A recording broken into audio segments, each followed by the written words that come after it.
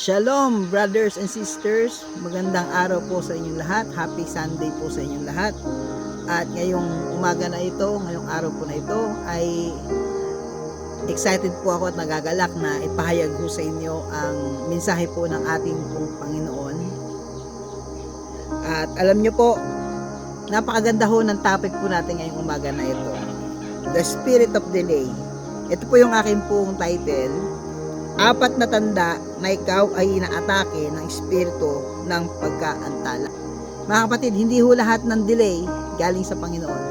May mga delay po na hindi po galing sa Panginoon. Ito po mismo ay pakana o gawa po ng kaaway. Kaya ikaw, ako ay nahihirapan sa buhay na ito dahil sa tinatawag na spirit of delay. Pero bago po yan, ang tanong ko po sa inyo, handa na ho ba kayong makinig?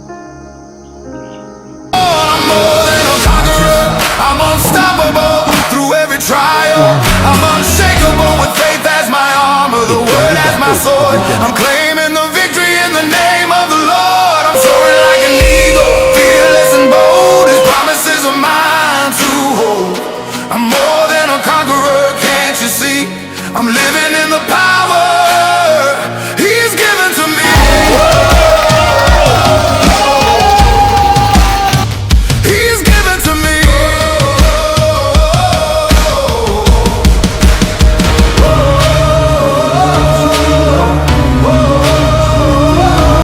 Praise God! Praise God! We are more than conquerors. Alam po natin yan mga kapatid, kapag kayo po ay nagmamahal sa Panginoon, kayo po ay tinubos ng dugo ng Panginoon, we are more than conquerors. Tayo po ay mga mananagumpay sa mundong ito.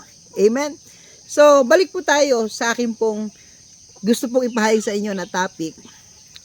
Yung tinatawag po natin na 4 signs that you are under attack by the spirit of delay. 4 pala, hindi po pala 5, no? Tawag dito, 4 signs that you are under attack by the spirit of delay. Alam niyo po ba na sa mundong ito, kapag kayo po ay Kristiyano, ayaw ng diablo na lahat ng panalangin mo umayon sa panahon mo. Ang ginagawa ng kaaway, dinedelay po tayo. Katulad po ng mga nangyari po sa akin ngayong araw po na ito. Nagkaroon po ng problema yung aking isang cellphone. No? Na-delay po ako, kaya po gumamit po ako ng panibagong cellphone. Salamat po sa aking tiyuhin, pinahiram ako ng isa pang cellphone. Kasi po yung aking mga notes, no, yung aking po mga verses na inihanda ay nandoon na po sa aking notes sa cellphone. At na-delay po ako, dapat po ay alas 6 pa lang po, nag-live na po ako. Problema po, dapat 6 pa lang, nag-record na po ako. Kaso po, marami pong delay. So, praise the Lord, pero sa kabila ng lahat po ng iyan, tuloy pa rin po ang pagpapahayag po ng salita po ng Panginoon. So, merong 4 na gusto ko pong ibahagi sa inyo. Napalatandaan, kapag merong ganito kapatid, ibig sabihin, merong espiritu ng delay sa buhay mo. Inaatake ka ng kaaway, sa gayon, magkanda delay lahat ng blessings, lahat ng prayer mo, lahat ng ginagawa mo, businesses man yan, ministry man yan, sa family mo, lahat po yun dinedelay niya. At pag-aaralan din po natin sa umagang ito, kung paano po natin i-combat yon, paano po natin lalabanan ng spirit of delay sa buhay po natin. Amen? So, handa na ho ba tayo? Ito po yun. Unang sign, unang tanda na ikaw ay inaatake ng spirit of delay.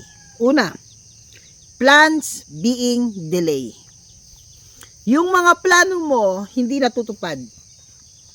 Yung mga plano mo laging delay. Sabi po dito sa unang Thessalonica chapter 2 verse 17 to 18, ang hangad ni Pablo na dalawin silang muli. Verse 17, at ngayon mga kapatid, nang kami sandaling napahiwalay sa inyo, hindi sa alaala kundi sa paningin, labis kaming nangulila, kaya't sabik na sabik kaming makita kayong muli. Naghangad si Apostol Pablo na makita ulit ang mga kapatiran sa Thessalonica. Verse 18, at nais naming makabalik diyan. So nagkaroon siya ng plano, nagkaroon siya ng pangarap, nagkaroon siya ng desire na bumalik sa Thessalonica. upang palakasin, patatagin ang mga kapatid doon. Akong mismong si Pablo ay makailang ulit na nagbalak dumalaw sa inyo. Ilang beses niya pong itrinay na dumalaw po sa church na ito, sa iglesia po, sa mga kapatiran po na ito. Ngunit, lagi kaming hinahadlangan ni Satanas. Tignan po ninyo ito, mga kapatid. Si Pablo po mismo, alam ni Pablo, understood ni Pablo, na kahit ilang beses siyang pumunta roon, mayroong hahadlang at hahadlang sa mga plano ng Diyos sa buhay niya. Katulad po ni Apostol Pablo, mga kapatid, baka ganun din po kayo. Meron kang plano na magtayo ng business, pero yung business proposal mo, pero yung araw na kung saan kayo magtatagpo ng business partner mo, hindi kayo natuloy. Minsan, aalis ka na lang, pupunta ka na ng simbahan, masisiraan ka pa ng sasakyan. Yan po yung mga tinatawag na spirit of delay. Dinedelay ka ng dyablo. May moment yung bus na sasakyan mo, nasiraan. May moment kung sino yung driver mo, may sakit. May, lahat ng pamamaraan para hindi matupad yung plano ng Diyos sa buhay mo, ide-delay niya. Kaya maging aware po tayo dyan, mga kapatid. Dumating na ba ang time sa buhay mo kung saan nag-schedule kayo ng gawain ng Panginoon pero hindi ho natuloy dahil po sa bagyo, dahil po sa baha, dahil po sa mga aksidente, dahil po sa mga siraang sasakyan. Kadalasan po sa amin dito sa ministry, gano'n po nangyayari. Lagi po kaming masisiraan ng sasakyan, magkakaroon ng sakit, yung mga kapatiran. So, be aware of that, mga kapatid. Hindi ho lahat ng delay kalooban ng Diyos. May mga delay na ang dyablo po mismo ang may pakana. Ang dyablo po mismo ang may plano. Ang dyablo po mismo ang may gawa. So, very important, brothers and sisters, to understand this. Kaya dapat, bago tayo magsimula, manalangin na tayo agad. Bago tayo magplano, ipanalangin na natin yung plano natin na ingatan, samahan ng Panginoon yung ating mga plano. Amen? Not delays are from God. Sabi nga po sa kasabihan, nung ako po'y bata pa po sa pananampalataya, lagi ko po itong binabanggit. Delay is not denial. Delay is not denial. But there's some delay that is manipulated by the enemy. Hindi ho lahat ng delay ay galing sa Lord. May mga delay na kontrolado, manipulated by Satan. Kaya mga kapatid, kung kayo po ay may plano, bakbakan niya po ninyo ito ng panalangin. Kung kayo po ay binigyan ng Lord ng desire na may gawing isang bagay, manalangin ho kayo ng manalangin na kayo po ay samahan ng mga anghel ng Panginoon at magpadala ng anghel ang Diyos sa buhay mo, sa gayon yung mga plano na nilagay ng Diyos sa puso mo mangyari. Kasi sa mundong ito, we have battle. May battle ho tayo. Huwag mo nating isipin na wala hong dyablo. Nandiyan po yung dyablo. Lalo na kapag ikaw ay gumagawa ng kalooban ng Panginoon sa buhay mo. Nandiyan ang kaaway. Ang gusto ng kaaway, i-delay. Ang tactics niya, i-delay lahat ng plano ng Diyos sa buhay mo. Amen po ba? So magkaroon po tayo ng discernment. Pangalawa ho, una po, plans being delay. Pangalawa, prolong of suffering. Pag sinabi niyo pong prolong of suffering, pinatatagal nito yung paghihirap mo.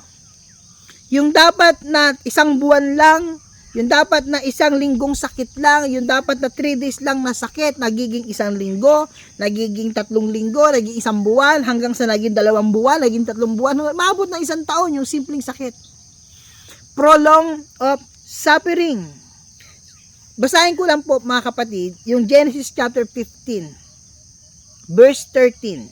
Sinabi ni Yahweh, ang iyong mga anak at apo ay mangingibang bayan at magiging alipin doon sa loob ng 400 taon, 400 years. Ito po ay propesiya, pinahayag ng Panginoon kay Abraham na ang kanya pong anak, ang kanyang lahi po ay magkakaroon po ng tinatawag po natin na suffering, magkakaroon po mangingibang bayan at magiging alipin, magiging slave sa ibang bayan. So ito pong propesya na ito ay pinahayag kay Abraham. Sabi niya 400 years silang maghihirap at maglalakbay, magpupunta, mangingibang bayan, magiging slave sa ibang bayan. Pero tingnan niyo po itong Exodus chapter 12, verse 40 and 41. Nanirahan ang mga Israelita sa Ehipto ng 430 na taon. 930 taon. Paano po nangyari ito? Sa Genesis chapter 15, kanina yung binasa ko po, verse 13, 400 years ang sinabi ng Panginoon na sila ay maninirahan at magiging slave sa ibang bayan.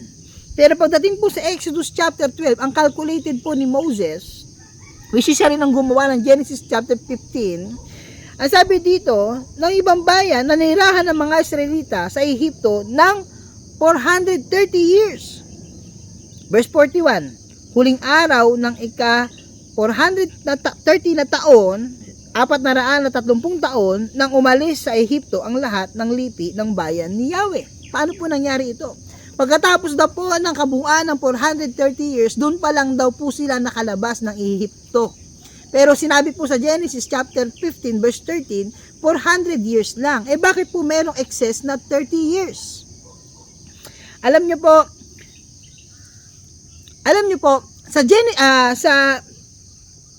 dito po sa may Galatians chapter 3 verse 16 and 17, nabanggit din ho doon ay hindi po 400, kundi 430 years din po. Simula daw po, no, ng pinangako kay Abraham hanggang doon po sa pagdating po ng kautusan sa magitan po ni Moses, 430 years daw po sila sa Ehipto.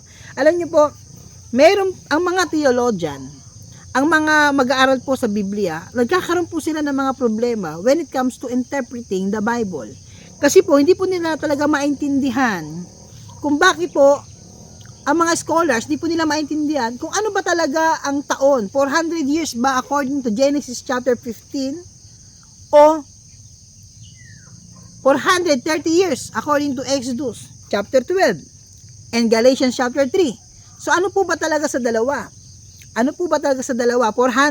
o 430 years? Alam niyo po, nung ito po yung aking pinag-aralan, na-realize ko po yung word po ng Panginoon, yung word po ng Diyos, no? Yung word po ng Panginoon, sabi po dito, magiging alipin doon sa loob ng magiging ibang bayan. Ngayon po, alam niyo po, sa ibang manuscript po, sa Greek Septuagint, na ginamit ko po, binasa ko po yung Greek Septuagint, tsaka yung Samaritan Pentateuch, yung version po na ito pong mga, mas nauna pong mga pinagkunan po ng Bible, nabanggit po doon sa Exodus 12 verse 40, na ang 430 years po pala, ay simula po nang na-receive ni Abraham yung pangako, siya po ay 75 years old. Sa Genesis chapter 12, na-receive niya po yung pangako ng Panginoon at yung propesiya na 400 years. Pakinggan niyo po, no? 400 years magsasapi rin po ang bayang Israel. Pero ito pong, mula po na natanggap po ni Abraham yung pangako na ito, hanggang sa natanggap ni Moses ang law. Sabi po sa Greek Septuagint at Samaritan Pentateuch, it is in total of 430 years. So wala pong masama, wala pong problema po doon. Nagkakaroon lang po ng problema sa mga translation po ng English po natin. Pero pag kinuha nyo po ito sa mas matagal na po, sa old po, no? Sa old po na Hebrew Bible po, mababasa nyo po doon ang Exodus chapter 12, na sila po ay 430 years na nagkasama po yung paglalakbay po nila hanggang sa pagdating po nila ng Egypt. Alam nyo po ba, share ko lang din po sa inyo, alam nyo po ba na simula po sa moment po, according po sa mga scholars, simula po sa moment po na tinanggap ni Abraham yung pangako, sa Genesis chapter 12, Genesis chapter 15, hanggang sa pagpasok ng mga Israelita sa Egypt, ay tinataya lang po na 215 years. At mula po doon sa Egypt hanggang sa pagdating po ni Moses at pagdating po ng law, paglabas po nila ng Egypt ay also 215 years. So pag pinagsama mo po yung from the time of receiving the promise of God sa panahon ni Abraham hanggang sa panahon po na pagpasok nila sa Egypt, 215 years. Mula sa pagpasok sa Egypt hanggang sa pagdating po ni Moses, 215 years. Pag pinagsama nyo po yung in total po yan po ay 430 years. Yun po talaga ang mga kapatid. So ito pong kakaiba pa po dito, mga kapatid. Ito pa po yung gusto ko pong ipa-point po sa inyo. Ang mga Israelita po ay hindi po talaga 430 years naghirap sa Egypt. Bakit po? Yung total po na 430 years po na yan, ay napakahaba po niyan. Totoo lang po. Kasi hindi po talaga sila 430 years nagnirahan sa Egypt. Kasi po yung pagsabi po doon sa Genesis chapter 15, sila po ay mangingibang bayan. Pag sinabi niyo po mangingibang bayan, kasama po doon yung journey po nila. Kasama po doon yung journey po ng mga anak ni Abraham hanggang sa mapunta ho sila ng promised land. Okay, ngayon po, sino po ba yung ginamit para po sila ay hanguin? Sila po ay hanguin mula po sa pagkaalipin sa Egypt. Wala pong ibang ginamit kundi po ito pong si Moses. Sa pagitan po ni Moses at sa pagitan po ni Joseph, doon po nagkaroon ng suffering. Kasi ito pong Exodus po, share ko lang po. Ito pong Exodus po, na sila po'y pinahirapan ng bagong parao, hindi na ho kilala itong si Jose. Tingnan po natin yung timeline, no, mga kapatid. Si Joseph po ay ipinagbili ng kanyang mga kapatid doon po sa Egypt. Dumating po, nakulong po siya doon, nagkagulo-gulo ang buhay po doon ni Joseph. Ngayon po, nung siya po ay naging pangalawa po sa parao dahil po sa interpretation niya po ng panaginip po ng parao, siya po ay inihalal. Nilukluk po siya bilang pangalawa po sa parao. Nung siya po ay ginawang pangalawa po sa parao, siya po ay 30 years old. Tignan nyo po 30 years old na po siya. So nagkaroon po ng 7 taong kasaganahan plus 7 taon ng kahirapan o taggutom. So 30 plus 7, 37. Ngayon po, after po ng 7 taon ng kasaganahan, 37 years old na po itong si Jose. Si Joseph. Ngayon po, nung dumating po yung kanyang mga kapatid, dinala niya po yung kanyang mga kapatid. Kasama po yung kanyang ama, no, na si Jacob po. Dinala niya po ang kanyang ama, ang kanyang pamilya, ang lahat po ng kanilang angkan, dinala niya sa Egypt. Siya po ay 39 years old na po. So, nung 39 years old na po siya po ay nag-reign pa rin po sa Egypt po, no, bilang pangalawa po sa parao. Umabot po ang kanyang pong service. Simula po ng 30 years old siya. Siya po ay namatay na 110 years old. So, umabot po ng 80 years po. As in 80 years po ang kanyang service. Pero simula po nang pumasok naman po ang mga Israelita sa Egypt hanggang sa mamatay si Jose, 71 years. So, ibig sabihin po, hindi po sila slave during that time. Yung 71 years po na yan, na nag-stay po, buhay pa po si Jose, kasama po ang mga Israelita, hindi pa po sila slave. Ang sabi po sa Bible na slave, hindi pa po sila slave during that time. Ngayon po, ito pa pong kaibahan po doon. Nung namatay po si Joseph, umabot po ang ilang taon. Hanggang umabot po ang 64 years. Kasi po ang pagitan po ni Joseph at pagitan po ni Moses ay 64 years. So dumating po yung time, sa kalagitnaan po ng 64 years na yan, approximately 32 years, after 32 years po, mayroon pong isang panibagong parao na lumitaw. Yung bagong parao po na yan, hindi po kilala niyan si Joseph. Hindi na ho niya naalala si Joseph. Wala ho siya maalala sa history. Kaya dumating po ang time na nag-decide po sila na pahirapan po ang bayang Israel. Nung pinahirapan po ang bayang Israel, yun na po yung sinabi sa Bible na sila po ay pinahirapan. Sila po ay in-slave. Hallelujah. Amen. So kasama po doon, sa panahon po ng paglipat nila mula doon kay Jacob, papunta sila ng Egypt, kasama po doon yung pangingibang bayan. Kasi counted po doon yung bilang po.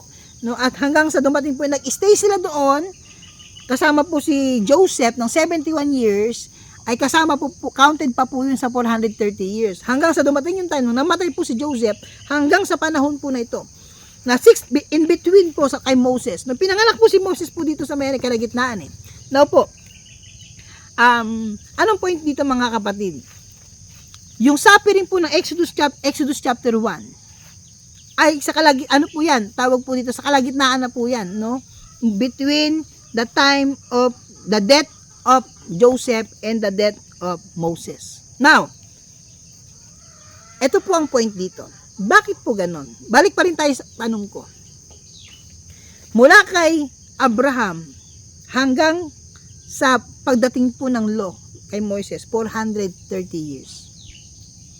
Pero bakit po ang sabi sa Genesis, ulitin ko po, Genesis chapter 15 verse 13, mangingibang bayan at magiging alipin doon sa loob ng 400 years. Bakit po sumobra sila ng 30 years? Alam niyo ang bakit po? Ito po ay sarili ko pong understanding po sa Biblia. No? Understanding sa Biblia. Pinahayag ko na ho sa inyo ang mga pag-aaral po ng mga scholars, maging po mga scholars nahihirapan po. Pero po, believe me, ito po ang pananaw ko po. Yung pinapahayag po ng Panginoon, sabi niya sila ay mangingibang bayan at magiging alipin sa loob ng 400 years. Pagdating po sa totoong buhay, naging 430 years po ang pangingibang bayan nila at pagiging alipin. Ito po ay excess ng 30 years. Kasi po yung 30 years po na yan, yung tinatawag na spirit of delay. Na-delay po ng 30 years ang mga Israelita bago po sila maihango po ng Panginoon. Mga kapatid, napakatagal ho ng 30 years.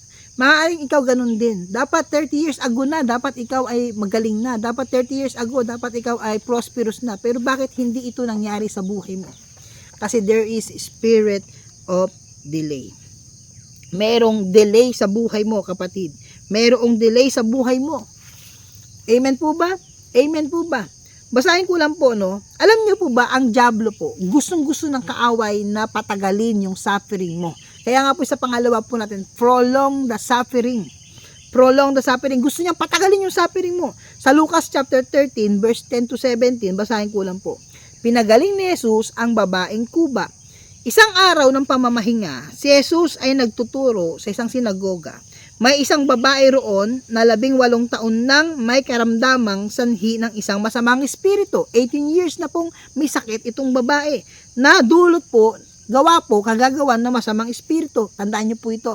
Hindi ho lahat ng sakit ay natural. Meron pong sakit na gawa po ng evil spirit. Kaya kahit ano pong prayer ninyo, kahit ano pong gamutan na gagawin ninyo, kung ang sakit po ay hindi po natural, hindi ho kayo gagaling. Kasi po, kinakailangan malaman ninyo, ito pag sakit na ito ay natural or spiritual. Sabi dito, siya'y nakukuba at hindi na makaunat. Nang siya'y makita ni Jesus, tinawag siya at sinabi, malaya ka na sa iyong karamdaman. Ipinatong ni Jesus ang kanyang mga kamay sa babae at noon din nakatayo siya ng tuwid at nagpuri sa Diyos. Ngunit nagalit ang tagapamahala ng sinagoga sapagkat nagpagaling si Jesus sa araw ng pamamahinga. Kaya't sinabi ng tagapamahala sa mga tao, may 6 na araw na inilaan upang kayo'y magtrabaho. Bawal kasi sila magtrabaho during the Sabbath. Sa araw na iyon kayo pumarito upang pagalingin at huwag sa araw ng pamamahinga. Sinagot siya ng Panginoong Hesus, mga mapagkunwari, hindi ba't kinakalag ninyo sa sabsaban ang inyong baka o asno at dinadala sa painuman kahit sa araw ng pamamahinga? Ang anak na ito ni Abraham ay ginapos ni Satanas sa loob ng 18 taon. Hindi ba dapat siyang kalagan kahit sa araw ng pamamahinga? Napahiya ang lahat at nang kumakalaban kay Jesus dahil sa sinagot niya. Natuwa naman ang mga tao dahil sa lahat ng makahanghang bagay na ginawa niya. Tignan niyo po yung sinabi ng Panginoon. 18 taon na ginapos ng dyablo ang babaeng ito. Isipin niyo po yan, 18 years, brothers and sisters. 18 years ng suffering, long suffering ng babae na ito. Pero kayang pagalingin ng Panginoon in a split of moment, saglit lang, segundo lang, minuto lang. Alam niyo po, nakita po ako ng isang deliverance. Simula pa ng bata hanggang siya po ay tumanda, may sakit po yung taong ito. Sa loob po ng ilang years, parang, kung di po nagkakamali, 18 years. Alam niyo po nangyari. Pinagaling ho siya ng Panginoon, wala pang 1 minuto. Kaya alam niyo po, may mga suffering sa buhay natin na hindi po natin alam na gawa pala ng kaaway sa buhay natin. Pinapatagal ng dyablo yung suffering mo sa financial, yung suffering mo sa family mo, yung suffering mo sa business mo, sa ministry mo. Kaya kung hindi po tayo magkakaroon ng matalinong discernment, discerning spirit, hindi po natin ma-discern yan, hindi natin mapaalis yan, magkakaroon tayo problema. Amen po ba? So, yun po yung una, mga kapatid, no? Delay, plans being delayed. Pangalawa po, prolong of suffering. Pangatlo po, ito matindi. Unstoppable spending of money. Ito po yung sitwasyon ng buhay mo, kapatid, natin, na lahat na lang gagastusan mo. lahat na lang gastos, lahat na lang gastos. Alam niyo bakit po? Satan will target every area of your life for you to drain your financial stability. Ang gagawin ng kaaway, lahat ng may connection sa iyo, lagi ka na sa emergency. Emergency, emergency. Ano ibig sabihin ng emergency? Yung family mo, no? Ang gagawin niya, yung ipon mo, lahat ng sinasahod mo, ang gagawin niya, dahil hindi kanya kayang wasakin kasi matatag ka sa Panginoon, ang gagamitin niya po, family mo. Una po, yung iyong anak, yung una po, ang iyong asawa, pangalawa po siguro yung yung magulang mo, yung mga kapatid mo, magkakaroon po ng aksidente, magkakaroon po ng sakit, kung saan kinakailangan ng financial. So, ang gagawin sa'yo, lalapit. Pag lumapit sa'yo, ma-drain yung financial, stability mo. Mawawala ka ng financial. Pati yung business mo, magkakaroon ng problema. Pag hindi niya po kayang kontrolin yung iyong family, hindi kanya kayang wasakin sa family mo, ang gagawin niya naman yung business mo, wawasakin niya para maubusan ka naman ng financial. O kaya naman sa bahay ninyo, ang gagawin ng diablo dyan para ma-delay ka sa lahat ng mga plano mo, uubusin niya yung financial mo. Alam niyo po, kapag ang tao po, makinig po kayo, sa mundong ito, kailangan natin ng pera. Kailangan natin ng financial. Totoo po ba? Kailangan natin ng pera sa mundong ito.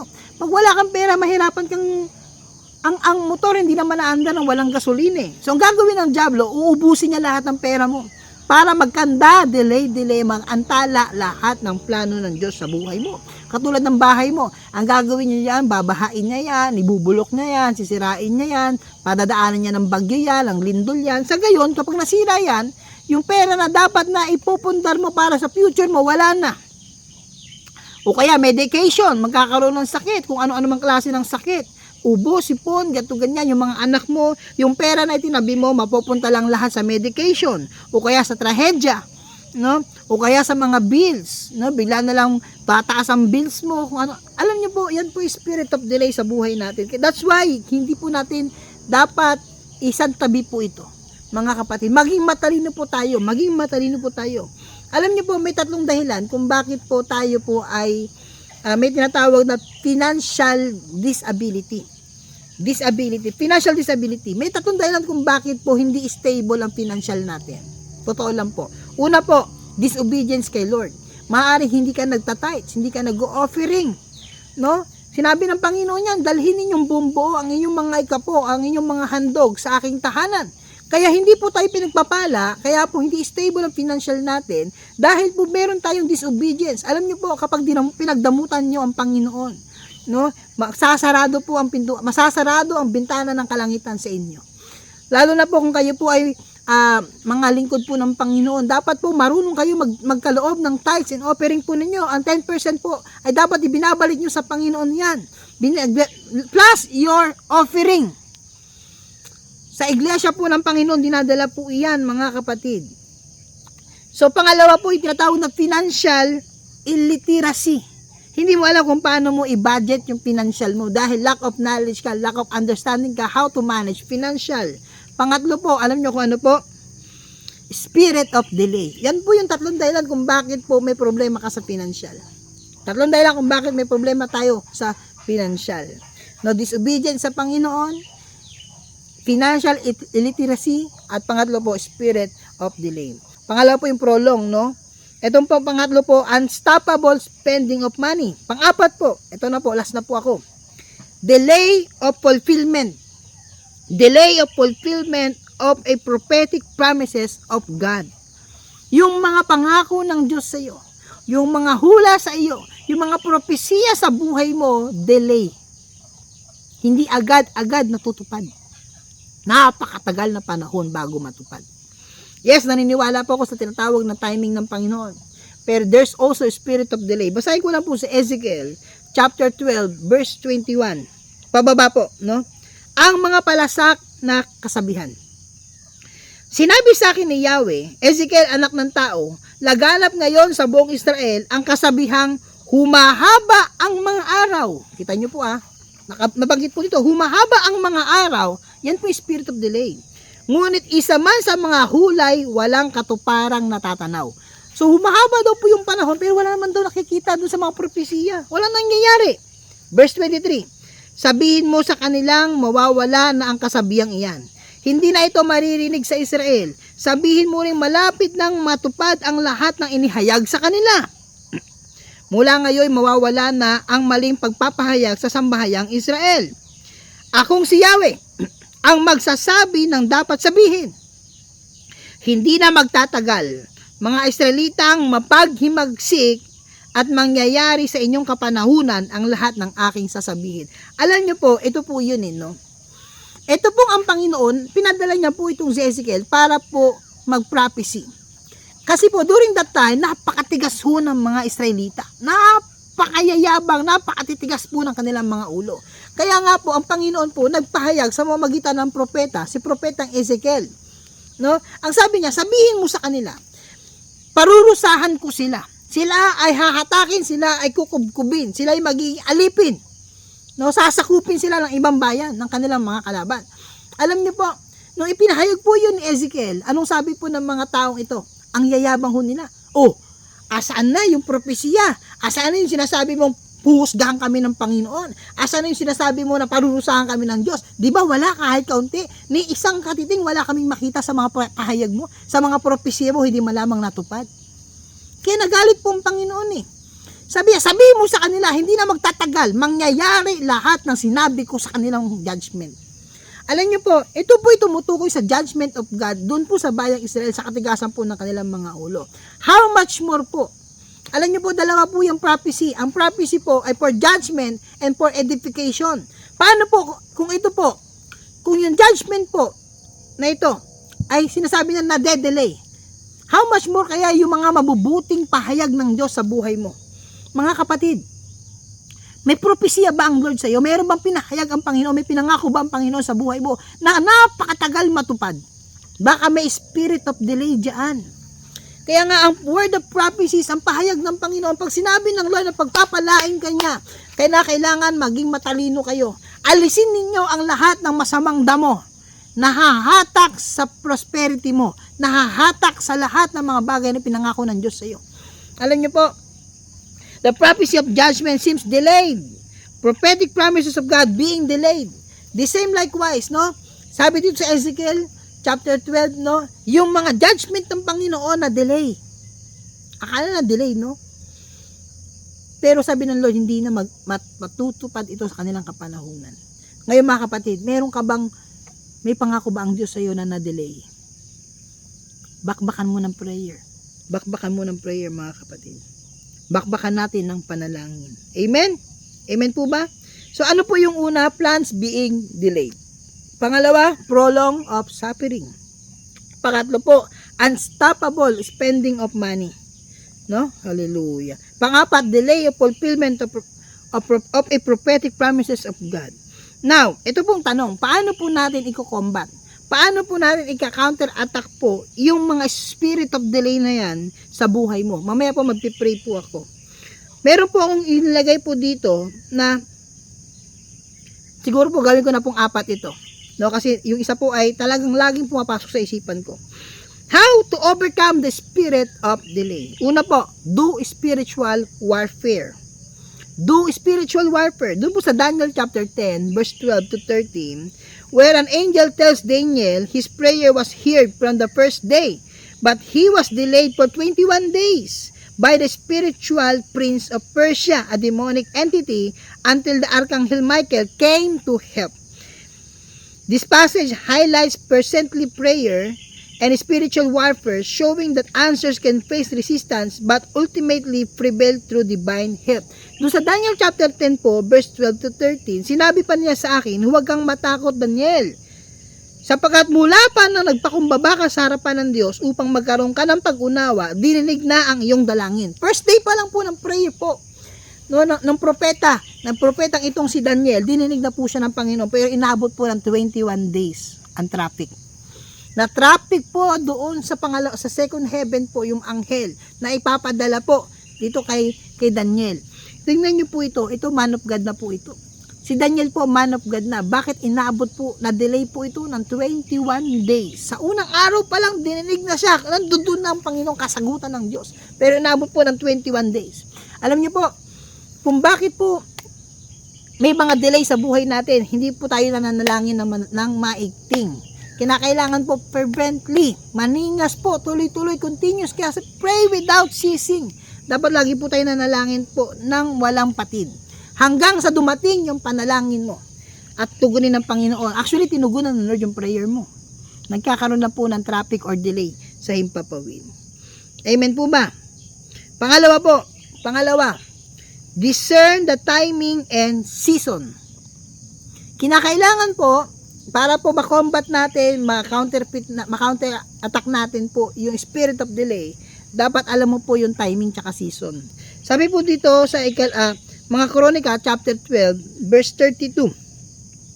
At sa mga anak ni Isakar na mga lalaking maalam ng mga panahon upang matalastas kung ano ang marapat gawin ng Israel. No, basahin ko lang po ito sa English po. Isakar, which were men to had understanding, the sons of Isakar, which were men that had understanding of the times, to know what Israel ought to do.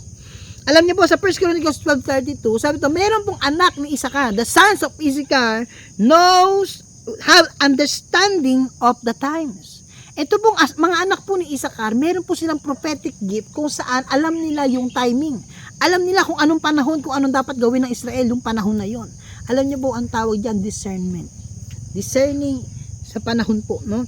Discerning po ang tawag po diyan, mga kapatid. Alam niyo po, kinakailangan po alam mo yung timing. Kaya minsan may delay sa buhay natin kasi madalas, kahit ako, hindi ko alam yung timing eh. No, hindi ko alam. Kailan ba dapat magtanim? Ang panahon ba ng pagtatanim? Sa panahon ba dapat ang tag-init? Dapat alam mo yung timing. Kaya nagkakaroon ng delay ang blessing natin kasi hindi natin alam kung ano yung timing ng Diyos eh.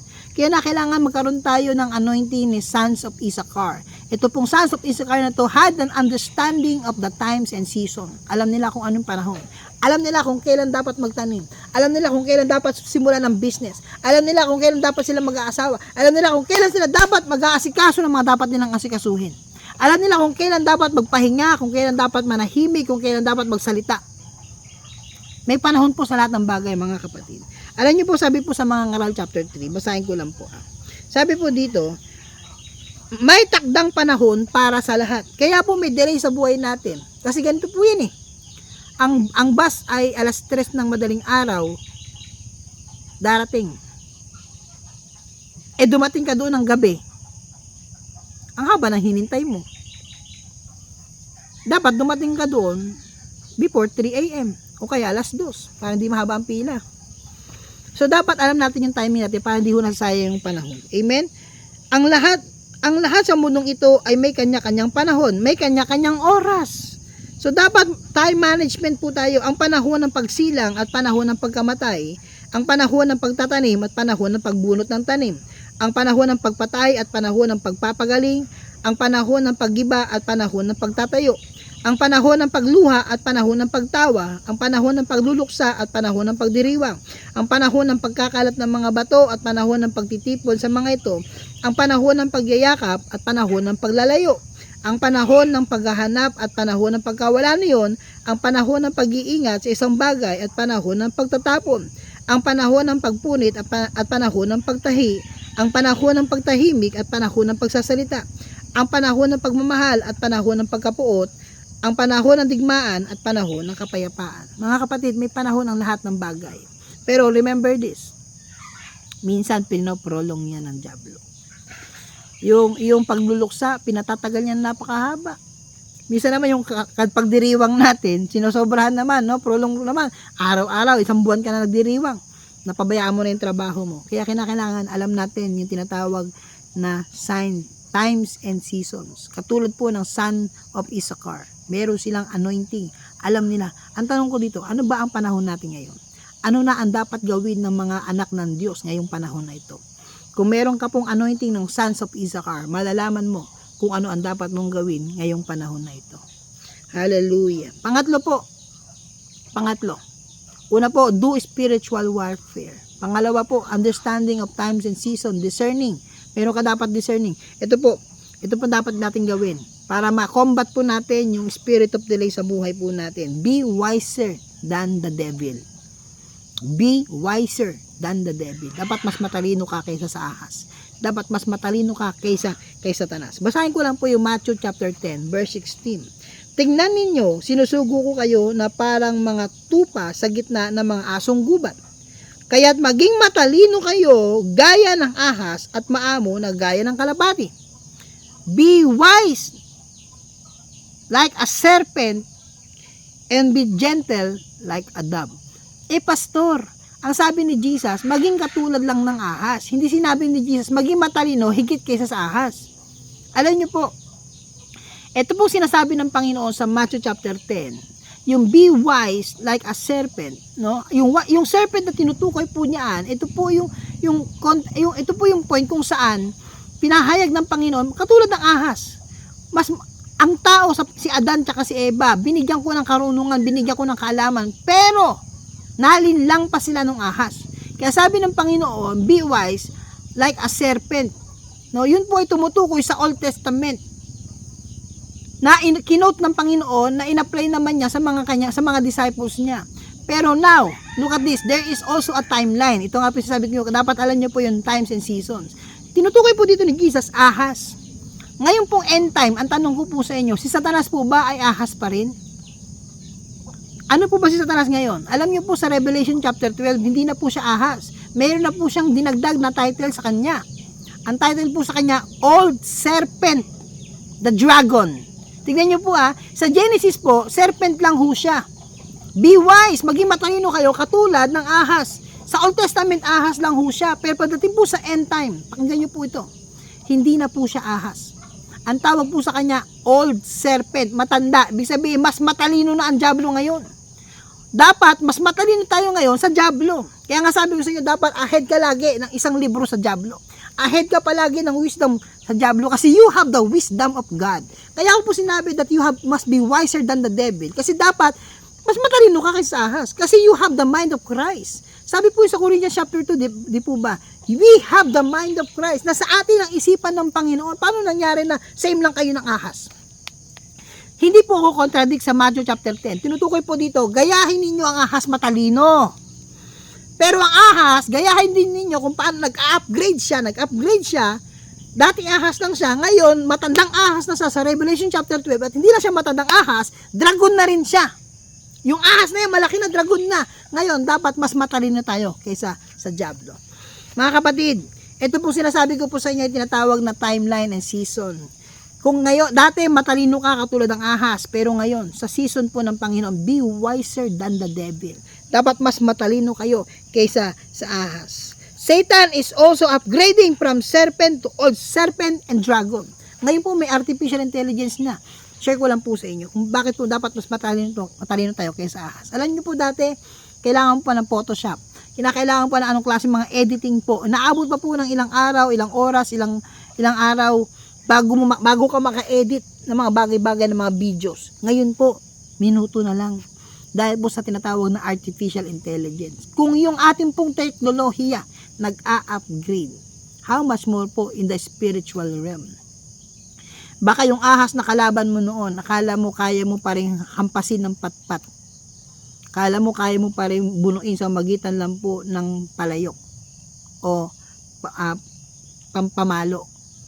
Baka pag nakita mo, hindi na po siya maliit na ahas, hindi na po siya ulupong.